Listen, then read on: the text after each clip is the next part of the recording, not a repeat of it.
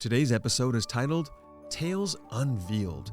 In this episode, journey with us in a delightful conversation with the one and only Rolf Stang, renowned for his portrayal of Hans Christian Andersen and his performances at Norsk Hostfest. Rolf shares how his journey as an impersonator began at the festival and discusses the profound significance of heritage. Together, we can explore the accumulated spirit that instills pride and meaning in our lives. Rolf also highlights the abundance of quality of life in Minot and underscores the importance of endorsing the impactful Norsk Hostfest. Please enjoy this chat with Rolf Stang. As someone who is a very talented artist and storyteller, talk to me a little bit about the art form of storytelling and how that relates to the Hostfest and Scandinavian culture. Well, in 1993 was the 150th anniversary of the birth of Edvard Grieg, the Norwegian composer, who is considered a minor composer.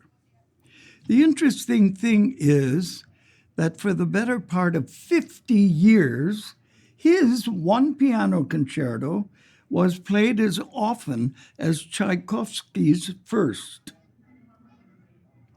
And in storytelling, you learn that you don't have to be big, you don't have to be overbearing, you don't have to have some incredible credentials. You just have to be connected to your heart. And that gets conveyed. You can tell my voice is a little scratchy now. I take that very seriously. And when the kids come up and hang on to you and gather around you, that is trust.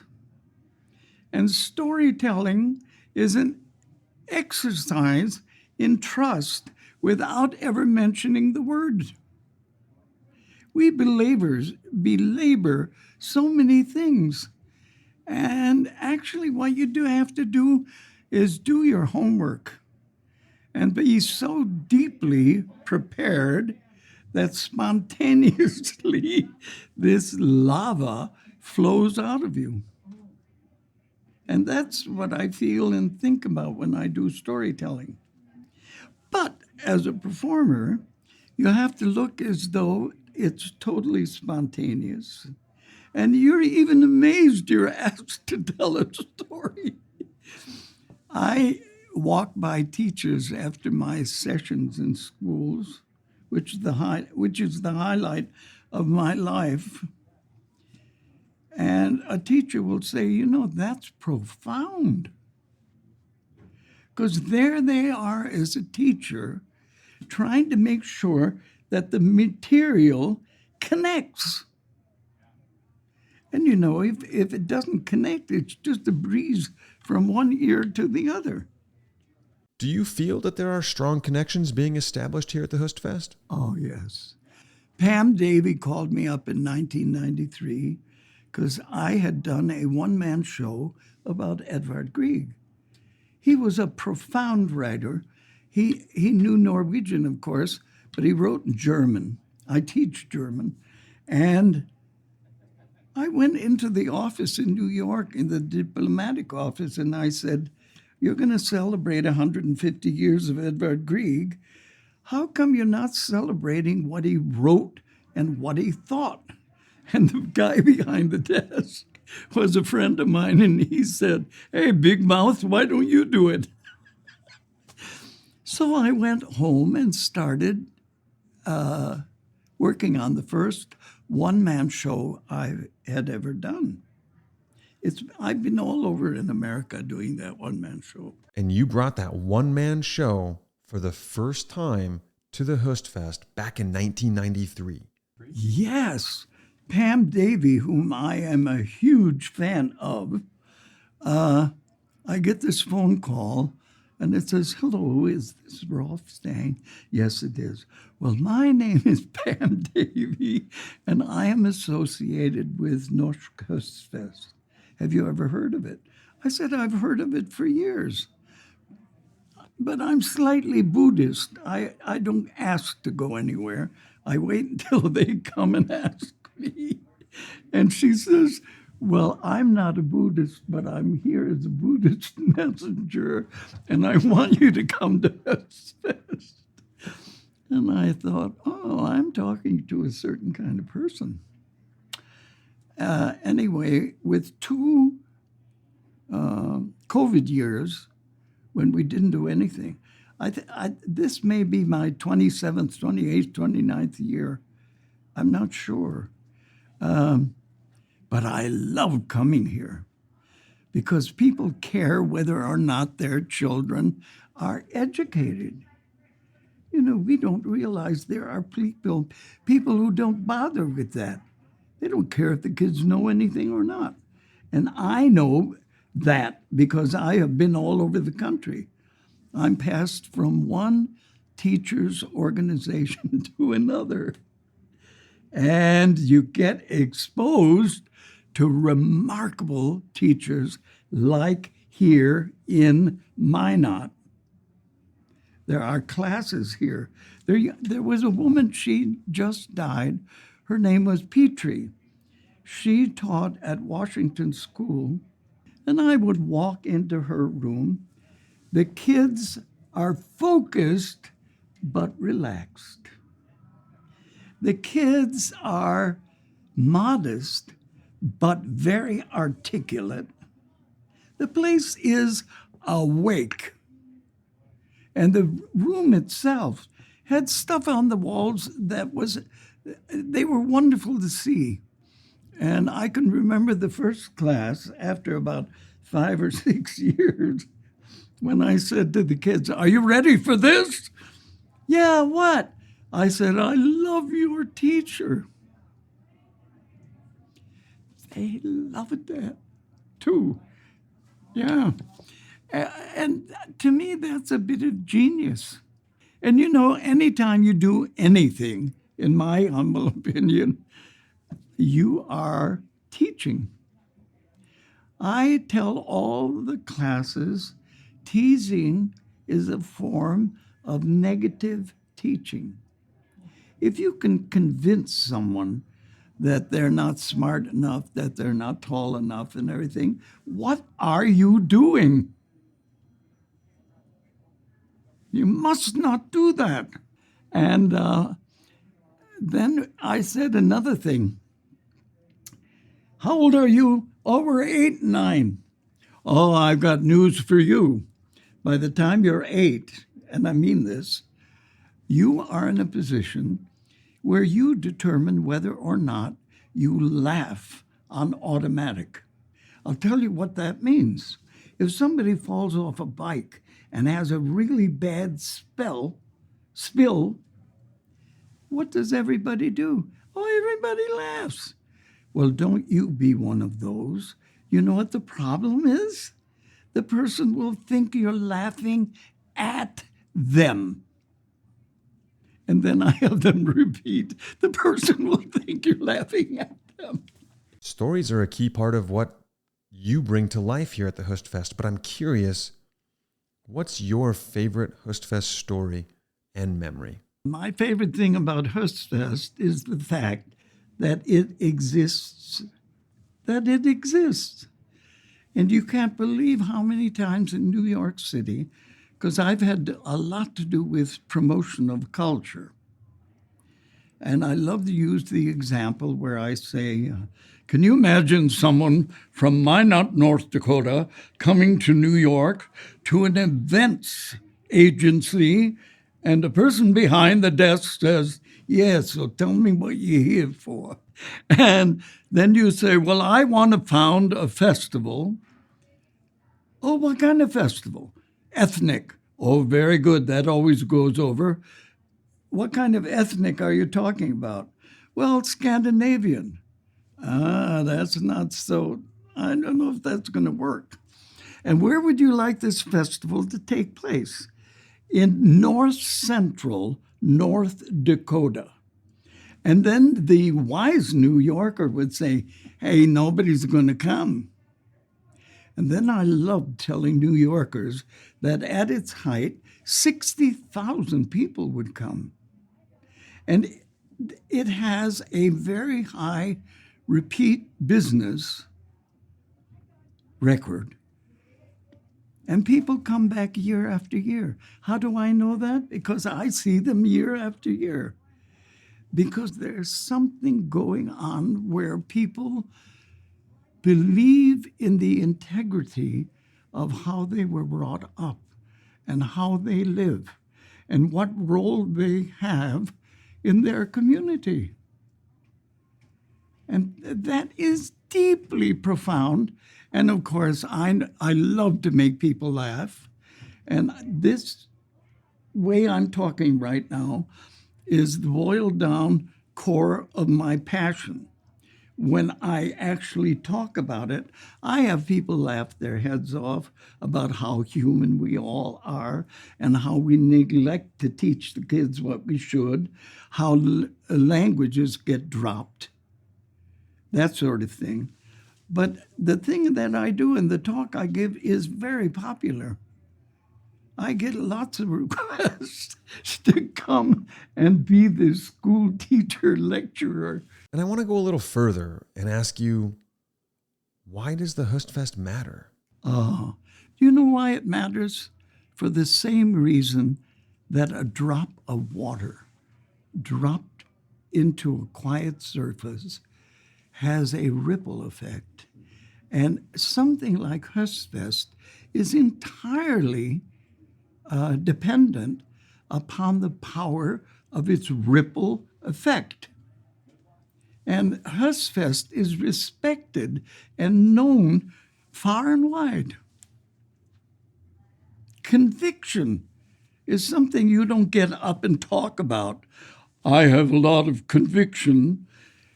If you get up there and you have a lot of conviction and you know how to talk to people, and if you have a sense of humor, you can't believe the effect that has. Rolf, you shared something really special with me just a few moments ago. Many people have met you and they know you as a Hans Christian Andersen impersonator and performer. And that idea started right here at the Hostfest. Can you tell us about that?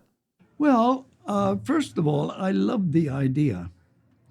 And Hans Christian Andersen was a genius. And the story of the ugly duckling is the most famous and popular story in the world. Imagine having written the most popular story in the world. And publishers who publish children's books did a survey, and then they put this piece in the New York Times and declared that the story of the ugly duckling has been translated, this is years ago, into 160 languages. And that means that story has got to have a whole lot of stuff in it that could mean something to a whole lot of different people. Yeah, and I thought, and what could that be? And in the quest to try to discover that, you gain the confidence and the audacity to hang a shingle out and say, I'm a storyteller. And only 2 years after I started here in Minot, somebody called me up and said, hey, I hear you're telling Hans Christian Andersen stories out in the Midwest. And I said, yeah, at a place called Norsk Hostfest. I talked about what a miracle that is over and over and over again. The next thing you know, I'm telling stories at the Hans Christian Andersen statue in Central Park. And young man, can you imagine? I've done that for 30 years. Yeah, isn't it amazing that? I remember the first time I went to the park and people come there, it's very random, but they have a minimum of 50 people that show up, people with children naturally. And so I did the first one, and The next thing you know, I got requests from synagogues and churches and other groups to come and talk to parents about storytelling. Now, did you know that was in my future? I didn't either. I've been all over the place.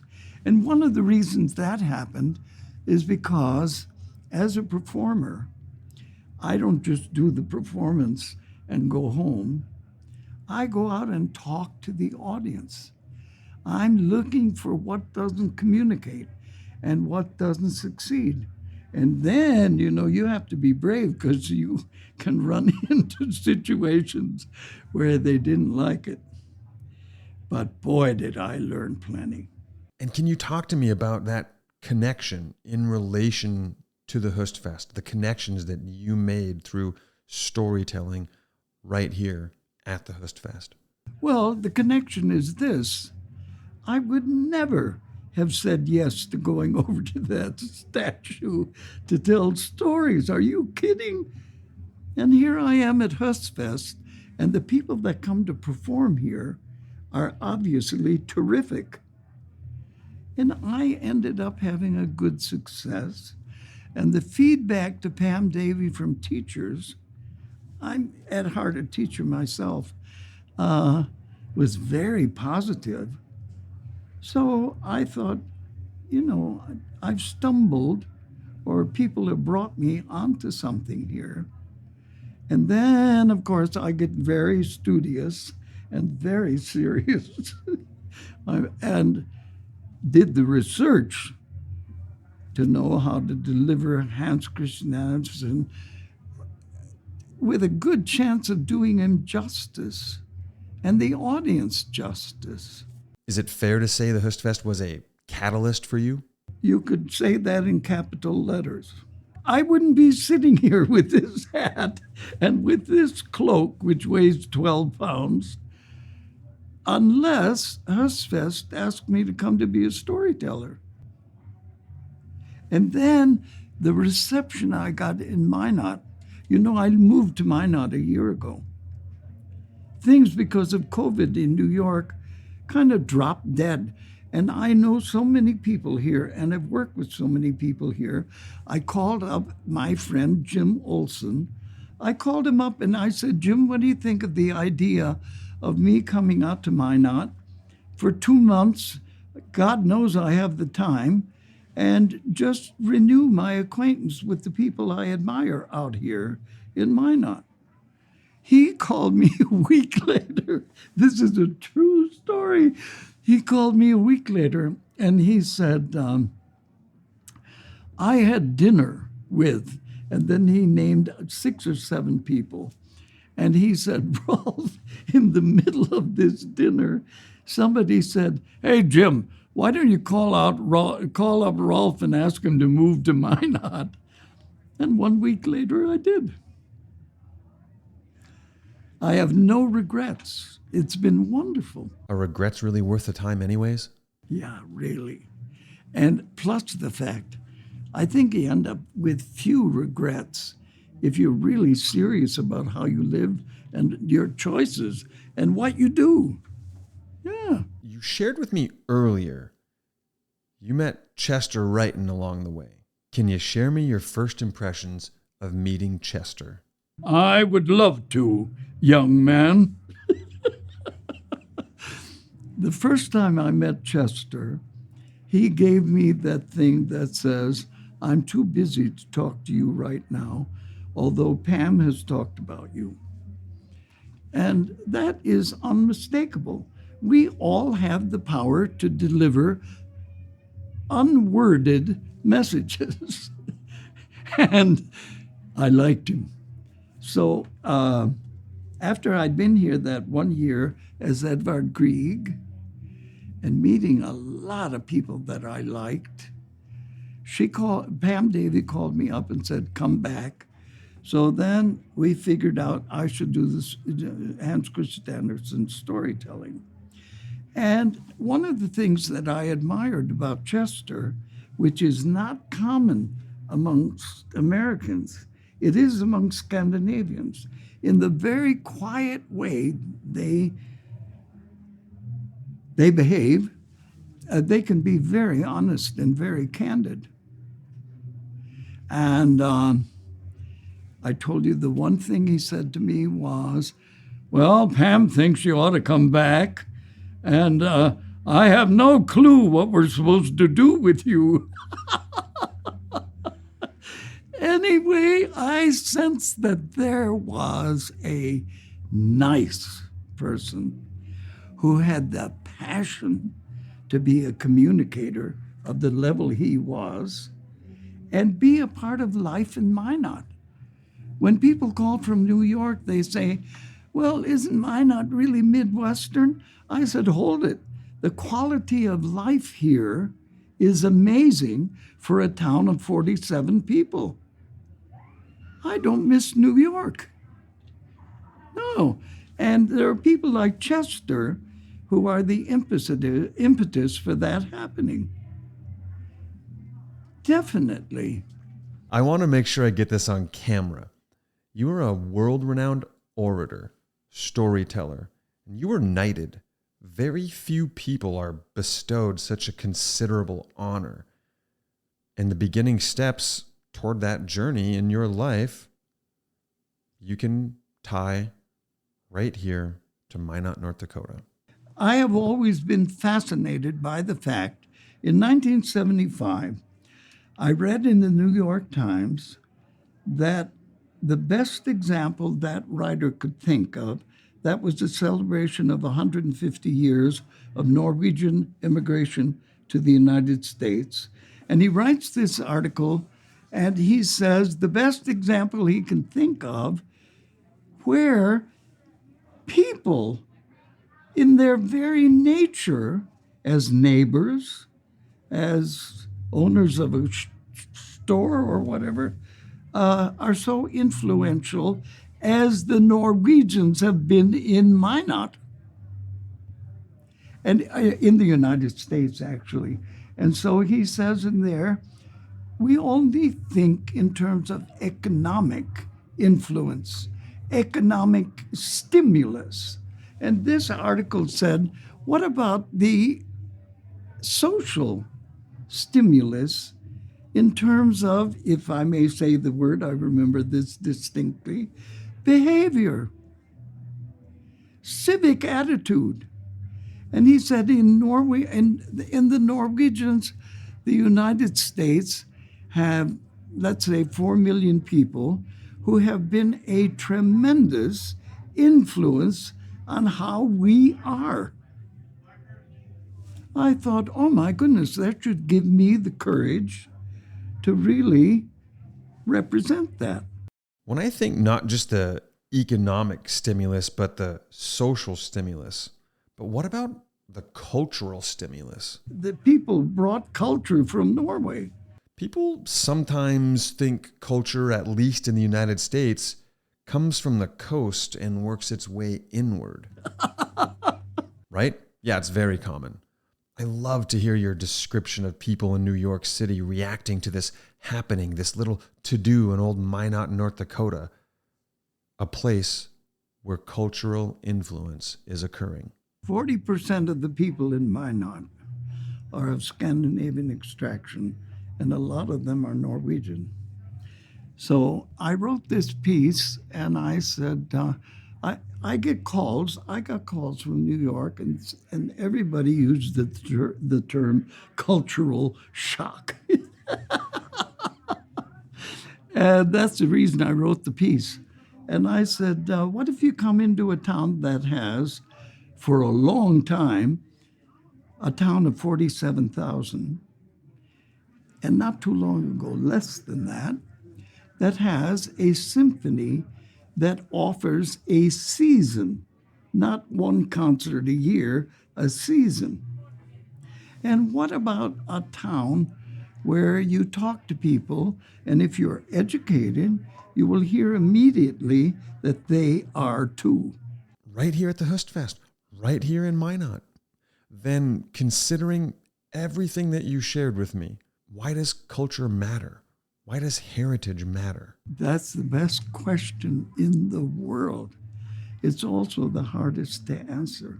Heritage, which was Chester Brighton's favorite word, and he would repeat over and over again that he had been criticized for the folly of things that he believed in and supported. And he said the answer in every case was to preserve heritage, because listen to me, young man, the accumulated norm, the accumulated spirit that brings us to norms that make us proud of ourselves and make us not worry and wonder whether or not our life is valid and has a meaning, comes from heritage. It doesn't come from a book, and it has to be passed from person to person, preferably parents to children. And he said, don't be bashful about thinking you're proud that you come from a society which at the time had less than 3 million people that produced an Ibsen, the second most performed playwright after Shakespeare, or Ludwig Holberg, who was born in Bergen, and the Encyclopedia Britannica called him one of the 12 greatest playwrights ever. And by intimation, that tells us they very likely came from a country that believes in literacy, that is practiced in thinking about life values. And when you come from a country like that, you have what is commonly called a wonderful heritage. So what surprised you most about your first trip to Minot, to the Hostfest? What surprised you the most? Well, the biggest surprise was my dear, longtime friend, Pamela Tavey. I got here, and she had read a review of the show I did about Edvard Grieg, a one-man show, which got wonderful reviews. And when she called me, she said, I just read a review of your show. My name is Edvard Grieg. Have you heard of Minot? Yes, I have. Have you heard of Norsk Hostfest? Yes, I have. Well, we would like you to come. And then I came here, and this is the answer to your question. And I thought, they're going to put me on a stage somewhere, and I'm going to do the show. And I walk into her office, and she says, I figured out what I want you to do. I've read the kind of thing you write. I said, what do you want me to do? I want you in costume, looking like Edvard Grieg, and I do look like him, and I want you to do living program notes. That's the first time I ever heard those words put together. And I said, what do you mean? She said, I want you to come out on stage and represent Grieg as Eva Knardal with the symphony plays the piano concerto. And then on Friday night, the four of the 5 foremost Norwegian performers today, including Leif Ove Ansnes, who is New York City's favorite pianist, were here in Minot because of Pam. So she sent me to do living program notes, and I had a hat, another hat that he wears, and I walked into the green room at Anne Nicole, and those 4 guys looked at me, and I read the message. Oh, they're going to do something really hokey and really American. What is he doing here? And it did make me feel self-conscious, but I don't give up. If you trust If I respect you and you trust that I can do a thing and you tell me, Rolf, would you please do this? I do it. The power of belief that others have in us is such a motivating and driving factor. I think there's times in my life where I've accomplished something that I would not have otherwise been able to do without someone else's belief in me. That's mostly the story of my life. You know, I've written things and somebody will call me up and say, I read an article wherever it was. I used to write for a German paper, a Norwegian paper, and the Norwegian paper here in the United States. That gave me a lot of practice in thinking. And I wrote this article, and I remember this lady calling me up, and she said, do you also give speeches? And I said, not so far. And she said, well, we would like to come and hear what you have to say. Isn't it funny how it works? And then Pam looks at me and says, I want you to do living program notes. And I thought, that's not what I had in mind. So I walk into that room, and they are not unfriendly, but they are definitely embarrassed because they think that somebody's going to go out there and say, well, you know, I just love Grieg and blah, blah, blah, blah, blah. Anyway, I went out there and did what I was told to do, and I introduced the first trio or whatever it was. And they came back from the performance, and they came up to me and said, who are you? Nearly killed me. And I told them a little bit about myself. Then I went out and introduced their second group. And then after intermission, there was more Grieg, and I talked about that. And the last piece on the program was Brahms. And they don't go out. And they're standing there. And I said, I'm sure they're waiting for you. And they said, aren't you going to go out and introduce us? And I said, I'm here for Mr. Grieg. Anyway, they are still friends. And they have blabbered about me in more places where people come up and say, oh, I've heard all about you. And I think, how would you have heard about me? I'm a local person around here, around New York and here. And they said, well, I heard from you. And then they named these four people. And one of them came to me and said, would you consider yourself encyclopedic? And I said, I hate that word. I am not interested in this to be a font of knowledge, an encyclopedic. I'm interested because I love it. And they said, well, this same person said, I can't think of anybody in Norway who could have introduced our program like you did.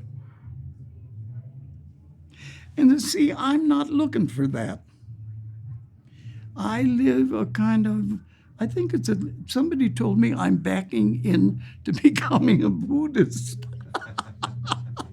Well, it's probably, I feel the fact that you weren't in it for that, but it's what gave you that. You know, I finally got released by that article in the New York Times that talked about the influence of a relatively small group of immigrants to the United States, the Norwegians, who tilled the land, built farms, established colleges, and just acted like themselves and had a tremendous influence. Well, we're off to the Midwest. The prairie is often called the heartland of America. And if it's the Scandinavians who inhabited this land, who farmed this land, who homesteaded and built this land up, then would it not make Scandinavians, at least in part, the heart of America? Yes, but not only Norwegian, German too. Sure. And English. except more and more we are becoming more and more honest about the fact that the very dignified English are very often barely noticeable exploiters. And the Germans and the and Scandinavians didn't come here to exploit anything. They came here for freedom, for the opportunity to work, not to loaf around or to take. Before I came out here that time in 1993, I had been ruminating about all these kinds of thoughts, never talking about it. And then I run into Pam Davey, who says to me, give us living program notes. Well, I had never heard of a living program note, but I tried it. You know, I would like to. I'm almost certain, Rolf, you are the only visitor or performer at the Hostfest who has been knighted, and that is so unique and profound. But would it be fair to say that you never set sail towards knighthood, if not for setting foot in Minot? Oh, I would definitely say that. Because the reaction to what I did when I came to Minot, people would say simply, who are you? And I am the end result of a lifetime of thinking about a whole lot of things related to my heritage. And then when I meet dear old Chester Ryden, and he acts like that's a very big deal. Can you tell me about when you first learned the King of Norway wanted to knight you? Oh, they called me from the Consul General's office, and someone there told me. And so I went in there. That was 1992 or 1990. I'm getting mixed up. In 1992 or 1993, they were preparing to celebrate the 150th anniversary of the birth of Grieg. Well, I had read all his writings. They're all in German. The guy is articulate. He's a real scholar, and it's no wonder the Germans worshipped him. Quiet little man. I admitted on the stage that I was only 5'2". He was 4'9". And he always wore a high hat because he felt so self-conscious. But he was a passion pit. And all of that fascinated me. I am fascinated by the human spirit, and I'm very disappointed for the people who haven't taken a ride on their own spirit. You know, they feel immodest. And I was always tricked into, I had the same problem, but I was always tricked into doing it because somebody gave me a job. Could you please do this? Could you please do that? I'm lucky. So what was it like? Can you describe the ceremony or where it took place? Well, I'm going to remind you, first of all, that I am a repressed, devout Norwegian Lutheran. And we don't rejoice in anything good that happens to us.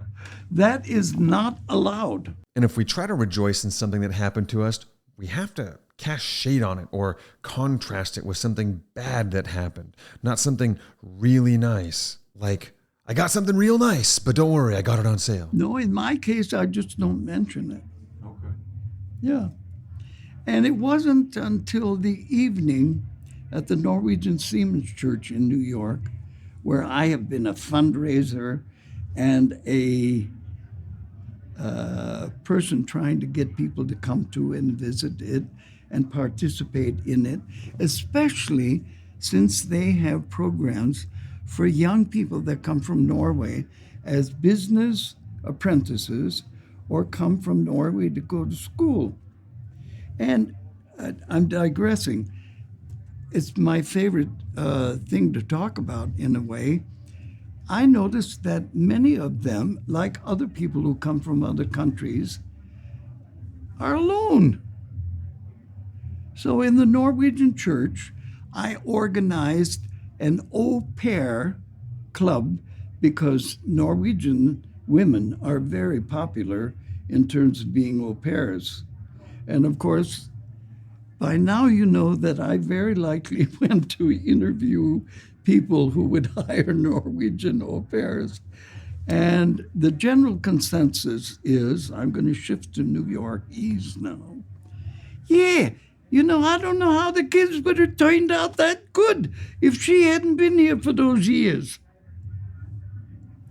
All of that puts a smile on your face and makes me very happy and stimulates me in a very quiet way to organize an au pair club every 2 weeks at the Norwegian church.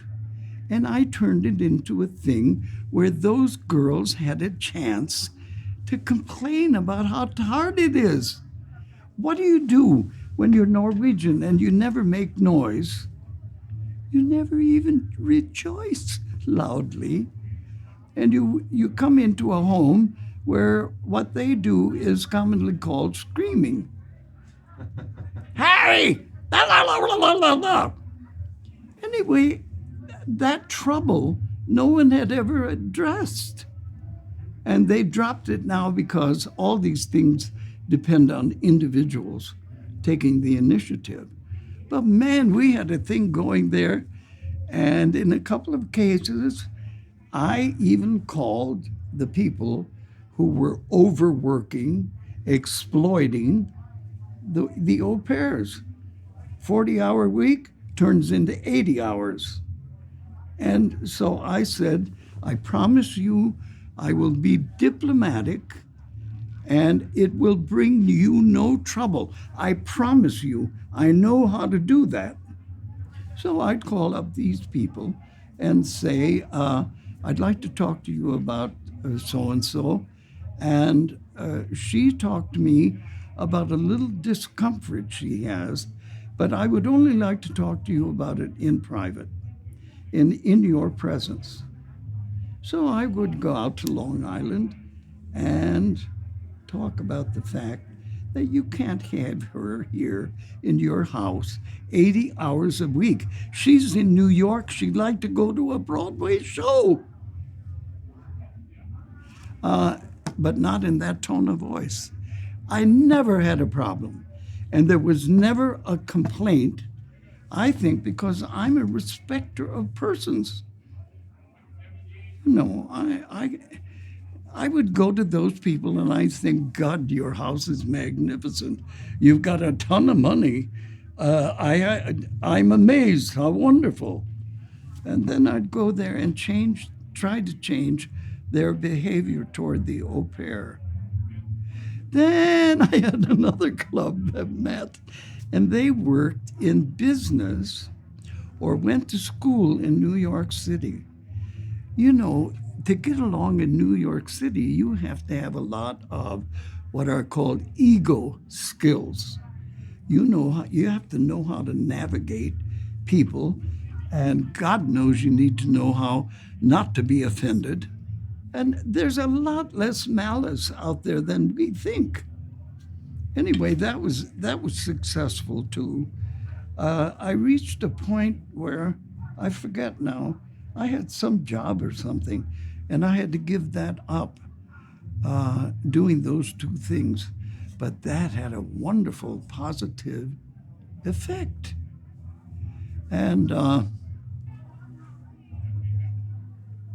I rejoice that after 1975, and with the help of Pam Davy and Norsk Hostfest, where I'm put into all sorts of things I never thought I could do, that I have suddenly bloomed. If you could, you had about 30 years of personal history with the Hostfest. Can you summarize that? Can you summarize your 30 years of contributions and experiences at the Hostfest? The thing about Minot is that it's an example of a little town out in the boondocks. 47,000 people. And I have never heard one person say, well, you know, we have this symphony here. I don't know how we can afford that. They just put on Carmen by Bizet. Now, where does that money come from? I've never heard it here. And I think, oh my goodness, there have been a lot of people here in their conduct that have set a precedent for civilized, civil behavior. And, you know, people call from New York. I appreciate it. They're nice calls. And they use that term, which I mentioned before, culture shock. Hold it. I had a couple of dozen people in New York who are involved with the opera and the symphony and so on. I have the same couple dozen here in Minot. People who are in a place personally and culturally to be comfortable, to be a part of the arts. And the arts, without us knowing it, give us personal stature. They have this wiggly, quiet, smoky kind of way of moving in on us. And the first thing that happens is civic pride, especially if you're well educated. Good education comes from people who believe in it and will stand up and get you to vote for it. And I'll tell you, I love in New York, you know, when people used to say to me, so what are you doing out there in Minot? And they don't know what kind of trouble they have just gotten into. And I thank God that I finally joined the people who dare to talk about what we're talking about. You know, all those situations, I say this to all the kids. If you're in situations where there is cruel teasing going on, or somebody is being left out and ignored, don't come to me and say, well, I saw it going on, but I didn't do anything. I didn't say anything. That's not where you want to go.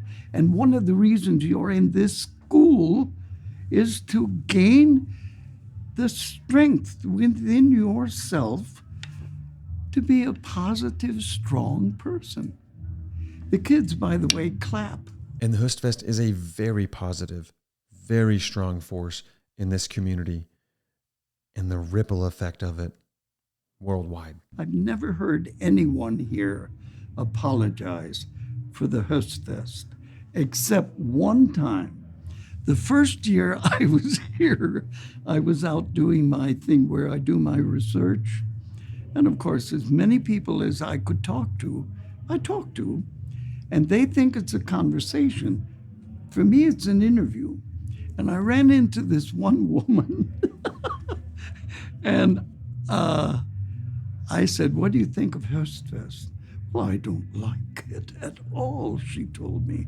And I said, why? She said, you have no idea how heavy the traffic gets in Minot when all those people are here. And I felt like saying to her, would you like to meet me in New York on a Tuesday when it's very quiet? You're going to have a nervous breakdown. That's the only time I've ever heard anything like that. You said something a few minutes ago I've never heard of, and I think I've probably done it often myself, but you said you were sitting around practicing thinking. What is practicing thinking? Oh, my father used to have me do that. I'm from northern Illinois, and we had a house in southwest Wisconsin on a beautiful lake. And my dad used to love to go there and putter around, as they say. And I would join him because I loved his company. I'm the youngest of 4 children, and my dad always got serious. So my 2 sisters and my brother avoided any long hours with him. I loved it. So I would ride with him and go on a weekend to that house, and he didn't know it, and I never told him. But we'd get to a place where we would stop and get cheese. Wisconsin is a great cheese maker. And it was beautiful with a stream coming down, little minor rapids and everything. I loved that place. And he would always stop there. And then that was lecture time. And I can remember, like yesterday, when he said, I want to know what you're thinking about right now. What are you thinking about? And I said, well, I'm thinking about how much I love this place, which is only 80 miles from my hometown, and which is beautiful. And then he said to me, I want you to think about nothing but that. And every related thought that comes into your mind related to that creamery and that stream you like so much, and how this whole place looks, and what you feel like in my company, going back for the 100th time to this house to paint or do something. Don't think of a single other thing that's not related to that.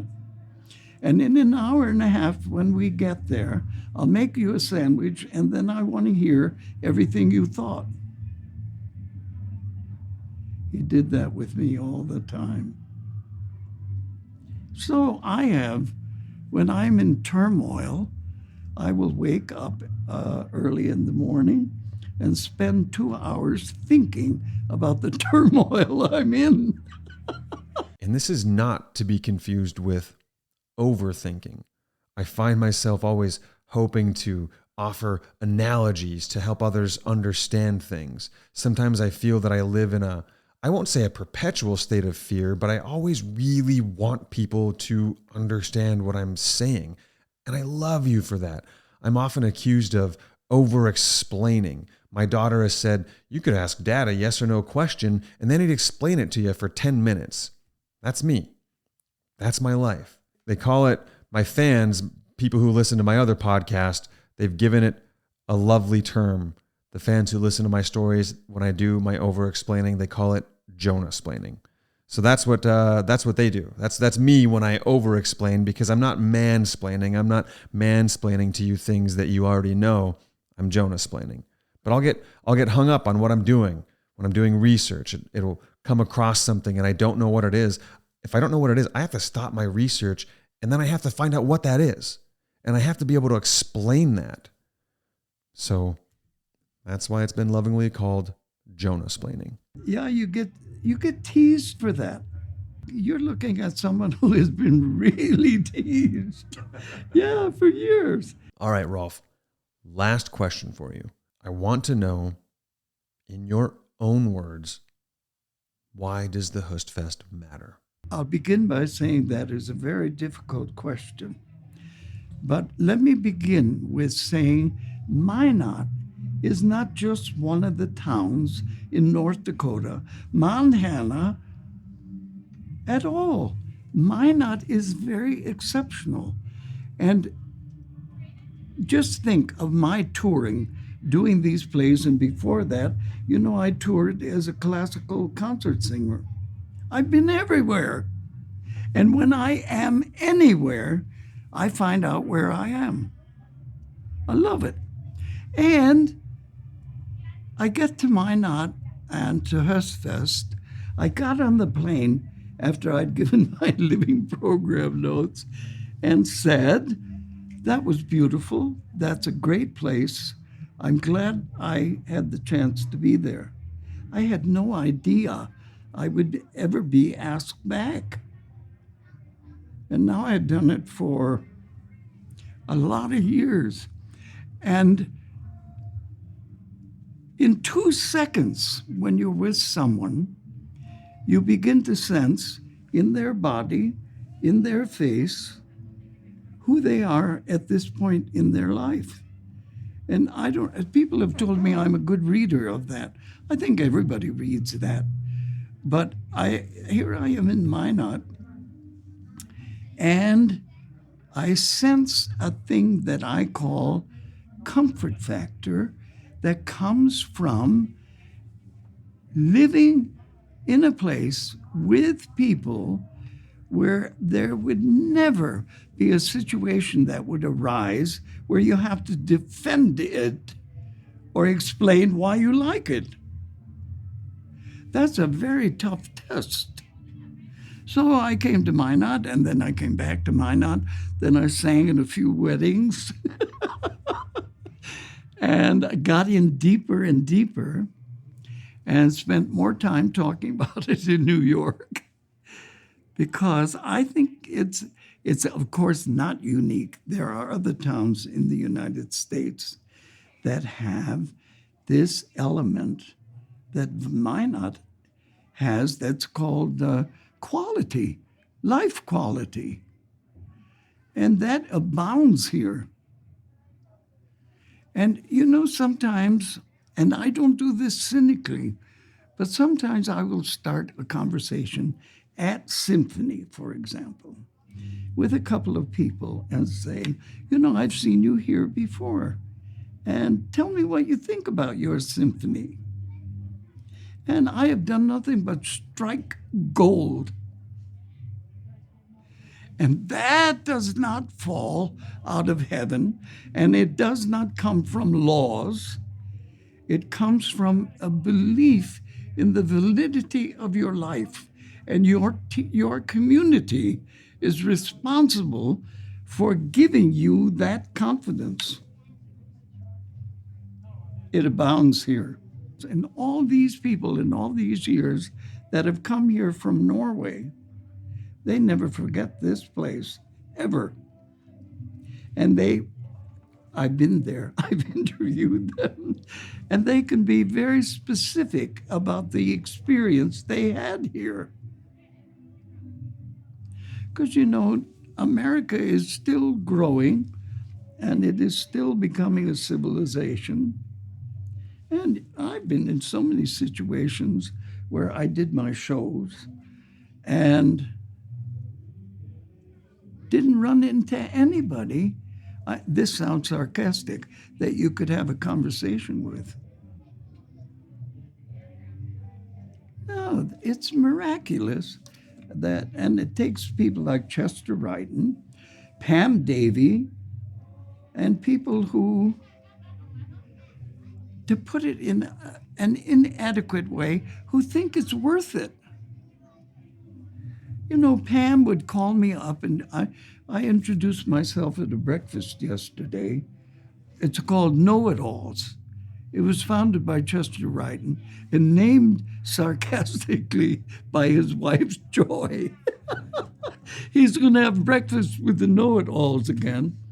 And I was there with the Know-It-Alls and talked about just this kind of thing.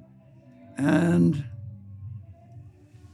once again, we are all brought up to be modest, non-intrusive, and all of that is wonderful. That is wonderful behavior. But if there's